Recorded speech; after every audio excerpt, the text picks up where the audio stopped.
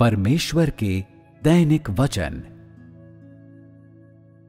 यदि मनुष्य का हृदय परमेश्वर के साथ शत्रुता रखता है तो वह कैसे परमेश्वर का भय मानकर बुराई से दूर रह सकता है। जबकि आज के समय के लोग अय्यूब के समान मानवता को धारण नहीं करते हैं, तो उनके स्वभाव का मूल तत्व क्या है और परमेश्वर के प्रति उनकी मनोवृत्ति क्या है। क्या वे परमेश्वर का भय मानते हैं? क्या वे बुराई से दूर रहते हैं? ऐसे लोग जो परमेश्वर का भय नहीं मानते हैं और बुराई से दूर नहीं रहते हैं, 4 शब्दों में उनका सारांश निकाला जा सकता है। परमेश्वर के शत्रु हैं। तुम लोग अक्सर इन 4 शब्दों को दोहराते हो, परंतु तुम लोगों ने कभी उनके वास्तविक अर्थ को नहीं जाना है। परमेश्वर के शत्रु हैं। इन शब्दों में उनके लिए यह अर्थ है, वे यह नहीं कहते हैं कि परमेश्वर मनुष्य को शत्रु के रूप में देखता है, परंतु मनुष्य परमेश्वर को शत्रु के रूप में देखता है। पहला, जब लोग परमेश्वर पर विश्वास करना प्रारंभ करते हैं, जिनके पास अपने स्वयं के लक्ष्य, इरादे या महत्वाकांक्षाएं नहीं होती हैं, हालांकि उनका एक भाग परमेश्वर के अस्तित्व में विश्वास करता है और उन्होंने उसके अस्तित्व को देखा है, फिर भी परमेश्वर के प्रति उनके विश्वास में अभी भी वे इरादे हैं और परमेश्वर में विश्वास करने का उनका मुख्य उद्देश्य है कि उसकी आशीषों एवं उन चीजों को प्राप्त करें जिन्हें वे चाहते हैं। लोगों के जीवन के अनुभवों में वे अक्सर अपने आप में सोचते हैं, मैंने परमेश्वर के लिए अपने परिवार और सुनहरे भविष्य को छोड़ दिया और उसने मुझे क्या दिया है। मुझे इसमें कुछ जोड़ना होगा और इसे निश्चित करना होगा, क्या मैंने हाल ही में कोई आशीष प्राप्त की है। मैंने इस समय के दौरान बहुत कुछ दिया है। मैं बड़ी दौड़ से दौड़ा हूं। मैंने बहुत अधिक सहा है। क्या परमेश्वर ने बदले में मुझे कुछ दिया है? क्या उसने मेरे भले कार्यों को स्मरण किया है? मेरा अंत क्या होगा? क्या मैं परमेश्वर से आशीषों को प्राप्त कर सकता हूं? प्रत्येक व्यक्ति लगातार और अक्सर अपने हृदय में इस प्रकार का गुणाभाग करता है और वे परमेश्वर से मांग करते हैं जिनमें उनकी मंशा, महत्वाकांक्षा एवं सौदे होते हैं। कहने का तात्पर्य है, मनुष्य अपने हृदय में लगातार परमेश्वर को परखता है, परमेश्वर के बारे में निरंतर युक्तियों को ईजाद करता है और लगातार परमेश्वर के साथ अपने अंत के बारे में बहस करता है और परमेश्वर से एक कथन निकलवाने की कोशिश करता है, यह देखने के लिए कि परमेश्वर उसे वह सब कुछ देता है या नहीं जो वह चाहता है। ठीक इसी समय परमेश्वर का अनुसरण करते हुए मनुष्य परमेश्वर से परमेश्वर के समान व्यवहार नहीं करता है। वह हमेशा परमेश्वर के साथ सौदेबाजी करने की कोशिश करता है, बिना रुके लगातार उससे मांग करता है और यहां तक कि हर कदम पर उस पर दबाव डालता है और 1 इंच दिए जाने के बाद 1 मील हथियाने की कोशिश करता है। ठीक उसी समय परमेश्वर के साथ सौदेबाजी करते हुए मनुष्य उसके साथ बहस भी करता है।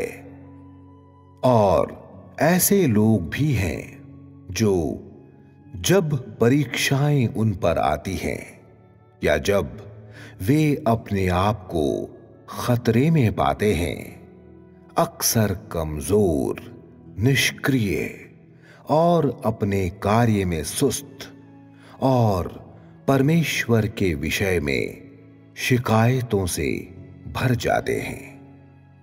जब उसने पहली बार परमेश्वर पर विश्वास करना प्रारंभ किया था, तब से मनुष्य ने परमेश्वर को एक सौभाग्य का सींग एवं स्विस सेना का एक चाकू माना है और अपने आप को परमेश्वर का सबसे बड़ा लेनदार माना है। मानो परमेश्वर से आशीषें और प्रतिज्ञाओं को प्राप्त करने की कोशिश करना उसका जन्मजात अधिकार एवं कर्तव्य था, जबकि परमेश्वर की जिम्मेदारी थी कि वह मनुष्य की रक्षा एवं देखभाल करे और उसके लिए चीजों की आपूर्ति करे।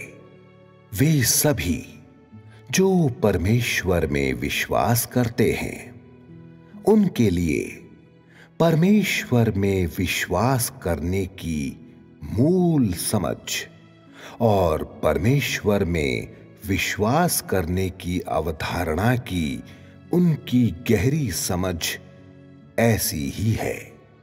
मनुष्य के स्वभाव के मूल तत्व से लेकर उसके आत्मनिष्ठ अनुसरण तक ऐसा कुछ भी नहीं है जो परमेश्वर के भय से कोई संबंध रखता है। परमेश्वर पर विश्वास करने में मनुष्य के उद्देश्य का परमेश्वर की आराधना के साथ संभवतः कोई लेना देना नहीं है। कहने का तात्पर्य है, मनुष्य ने कभी यह विचार नहीं किया और न ही यह समझा है कि परमेश्वर में विश्वास करने में परमेश्वर के भय और परमेश्वर की आराधना की आवश्यकता होती है। ऐसी परिस्थितियों के प्रकाश में मनुष्य का मूल तत्व स्पष्ट है और यह मूल तत्व क्या है? यह ऐसा है कि मनुष्य का हृदय मैला है।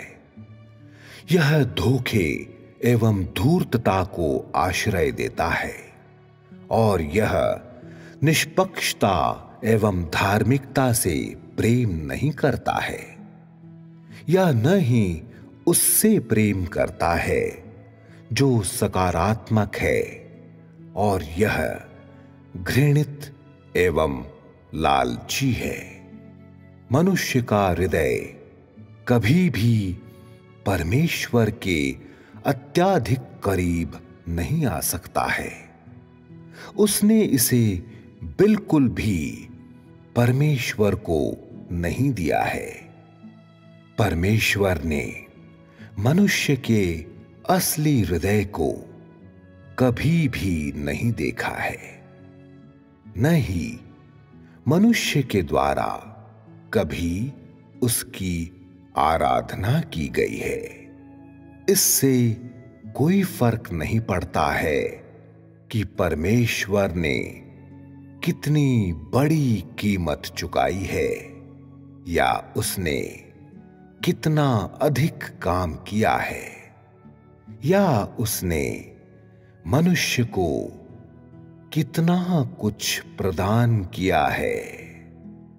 मनुष्य इसके प्रति अंधा बना रहता है और पूरी तरह से उदासीन रहता है। मनुष्य ने कभी परमेश्वर को अपना हृदय नहीं दिया है।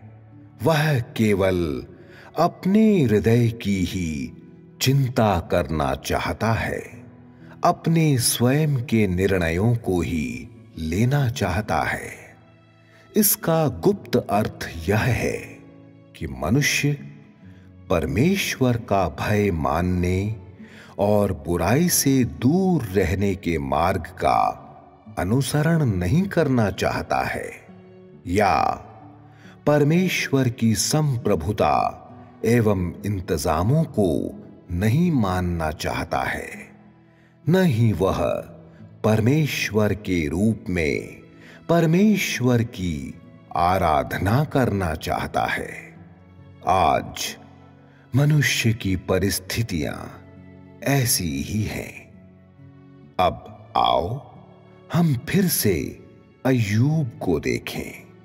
सबसे पहले, क्या उसने परमेश्वर के साथ कोई सौदा किया था?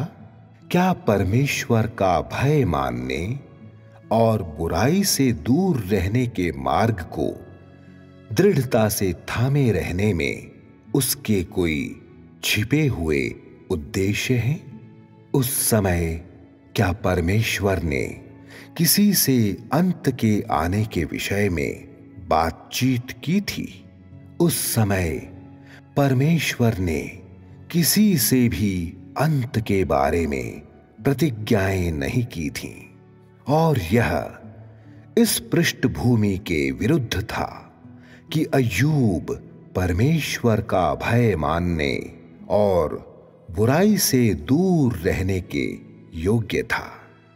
क्या आज के समय के लोग अय्यूब के साथ तुलना करने पर टिक सकते हैं? बहुत ही अधिक भिन्नताएं हैं। वे अलग अलग श्रेणियों में हैं।